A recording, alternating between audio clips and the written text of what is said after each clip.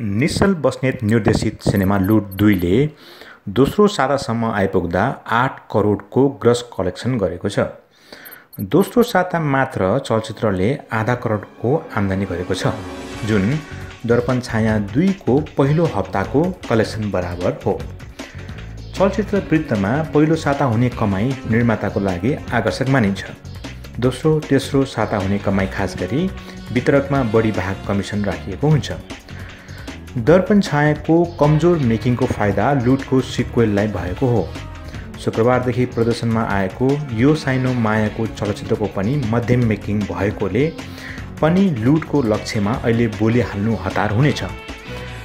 आगामी हप्ताहरूमा प्रदर्शन हुने निर्भय, पलाश जस्ता चलचित्रहरूले राम्रो सम्भावना नदेखाए अझै पनि लुटले व्यापारमा प्रगति गर्ने सम्भावना रहेको छ।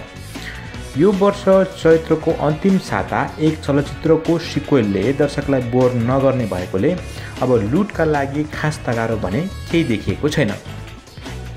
लुट 2 को अभिशाप भनेकै दर्शकको बढी अपेक्षा हुनु हो। नाम उल्लेख नगर्ने शर्तमा एक दर्शकले हामीसँग निश्चल दाइको चलचित्रप्रति दर्शकको आशा धेरै नै भयो, तर कथाले मात्रै पनि त्यो अपेक्षा मिट गर्न सकेन। संवादहरूमा त राम्रो मेहनत भएको छ, त्यही कारण हुनुपर्छ लुट 2 ले गर्नुपर्ने कलेक्सन राम्ररी गर्न नसकेको भनेर भने। छक्का पन्जा बाहेक यो वर्ष हाई ग्रस कलेक्सन गर्ने अरू कुनै चलचित्र छैनन् र मेकिङ, क्रू र विगतमा उनीहरूले निर्माण गरेको चलचित्रहरूलाई हेर्दा अब आगामी हप्ता पनि कुनै पनि चलचित्रले यो बाहेक बढी आम्दानी गर्ने सम्भावना देखिँदैन।